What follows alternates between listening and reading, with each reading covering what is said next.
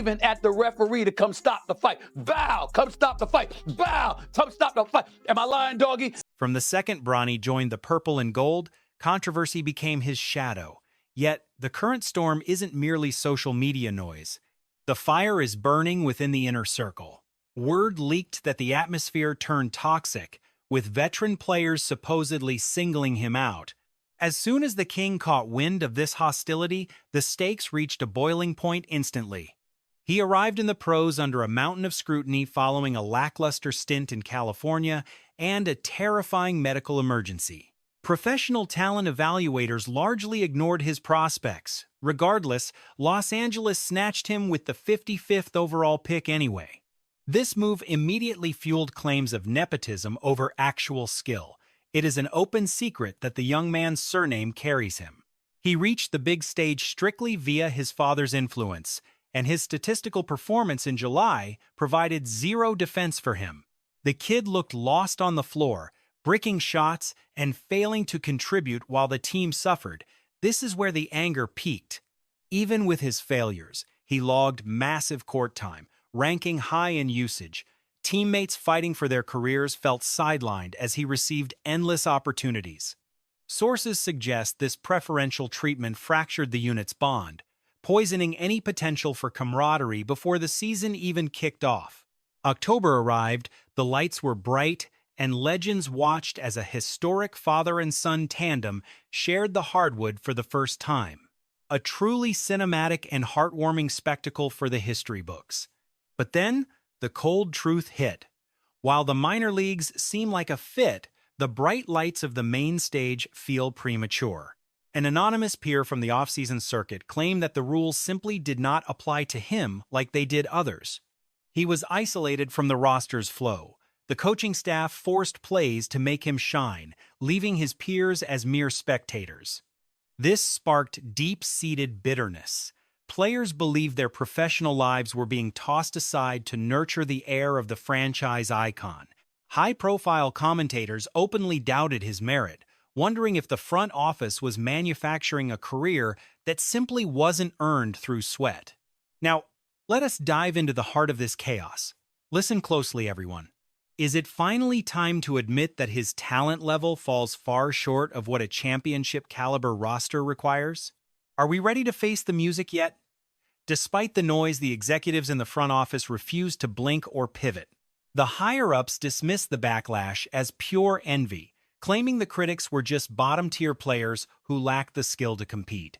Regardless, the new head coach labeled him a long-term investment, feeding him steady minutes regardless of how many shots he missed. Leadership prioritized future potential over winning now. This gamble continued even as the defeats piled up and the media scrutiny intensified globally. Certain former pros and pundits tried to sell the narrative that the rookie possessed the complete package of skills. They argued he was just a few minor adjustments away from greatness, which honestly sounds like a massive reach to me. Seriously? To be fair, he did show brief glimpses of what could be. During those last few games in Vegas, he notched 20-plus points, showing a rare aggression and shooting touch that silenced the doubters temporarily. However, a couple of hot streaks couldn't mask a month of failure, and the argument over his legitimacy remained a constant roar. The tension from the preseason bled directly into the high-stakes atmosphere of the professional schedule. He steps onto the hardwood and looks paralyzed by fear. Milwaukee's defense didn't even bother guarding him, essentially daring him to act. They played him like a non-threat, leaving him in no man's land and treating him with the same disrespect they show elite non-shooters. Then, the internet exploded during the Milwaukee matchup. He was handed a starting role and a golden opportunity to shut the world up. Instead, he froze. He had clean looks from beyond the arc but refused to fire, bringing the team's momentum to a grinding halt. His superstar teammate looked disgusted, and the bench boss reached his limit. Just 4 minutes in, he was yanked from the floor. Every lens focused on his walk of shame. The footage went viral, shattering his morale and pushing the internal team pressure to the edge. Friction is inevitable when the roster sees one kid being shielded while the rest of them are fighting for their professional lives. Once the patriarch of the family realized the heat his son was taking from within, a massive confrontation became inevitable. Now, consider the coach. He was practically screaming at the rookie from the sideline, begging him to just take the damn shot. The situation deteriorated so quickly that the coach began using colorful language to vent his frustration right in the kid's face. Take a look at this breakdown on your screen to understand exactly how the coach laid into him during that timeout. His command was simple: put the ball in the hoop. That single interaction shifted the entire narrative. A mere 4-minute stint, followed by an embarrassing benching, left the entire basketball world buzzing about his future. That explosion from the head coach wasn't random. It was the result of months of mounting irritation and unmet expectations. Since the early games, a fatal flaw remained: indecision. The coach's philosophy is uncompromising: if the defense leaves you, you make them pay. Instinct over hesitation. That cold-blooded mindset fueled 15 seasons of elite marksmanship: fire away or hit the bench. So watching the kid hesitate on clear shots sparked instant frustration. Turning down a scoring chance isn't generosity. It reveals vulnerability, and the league devours the weak. Yet, the young guard stayed silent, taking full responsibility post-game. He confessed to the press that his intensity lacked, backing the staff completely. Zero finger-pointing, zero deflecting, just raw ownership. Before long, the franchise moved him to the developmental circuit to sharpen his skills outside the blinding media glare. The gamble ignited his game. He tallied 15 points, dished 8 dimes, cleaned the glass, and locked in defensively with swagger. Decisive play and bold shooting gave the front office exactly what they craved. During that grueling stretch, his electric presence became the catalyst. Perhaps we thrust him into a high-pressure environment, navigating sudden travel schedules alongside the chaos of a high-stakes, nationally broadcasted showdown in Philadelphia. Essentially, while that performance lagged, his recent displays in training and developmental matchups have been stellar. Meanwhile, the digital world exploded with criticism. Critics shouted embarrassment, but the roster remained composed. With 10 wins against 4 losses, the winning culture smothered any hint of internal discord. Regardless, it ignited a massive debate among basketball circles. Where is the line between hard coaching and crushing a prospect? Can belief survive under such crushing weight? For this rookie, every heartbeat is scrutinized simply because of his legendary heritage. A single stumble triggers a headline. Curiously, the seasoned players stayed quiet. Not a whisper of conflict emerged. To most, the feedback was rugged mentorship, not an insult. Yet, the public fixated on one question: how did the king react? Has it been rewarding to witness his undeniable evolution during this latest phase? Observing his maturation has been truly special. He is still just a kid finding his footing in this massive world. He recently celebrated his 21st birthday and remains a student of the game, evolving with every single minute on the hardwood. The father's silence stunned the masses. He maintained a strictly hands-off policy throughout the entire ordeal. No grievances filed, no shortcuts requested, no private calls to the staff. His stance is firm. The boy earns his keep. Avoiding interference is key, especially after that terrifying brush with death during his heart-related health crisis. Witnessing his physical recovery and return to the court outweighs any box score or playing time metrics.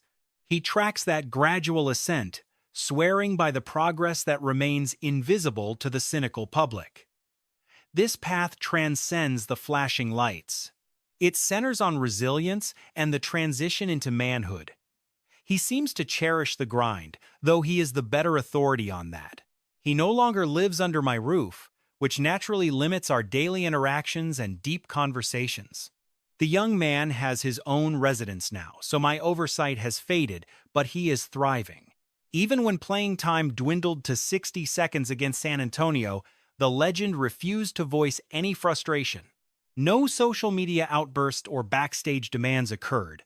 Sources confirm he fully honors every choice made by the bench boss. The rookie shared the consistent wisdom offered by his father. Block out the static.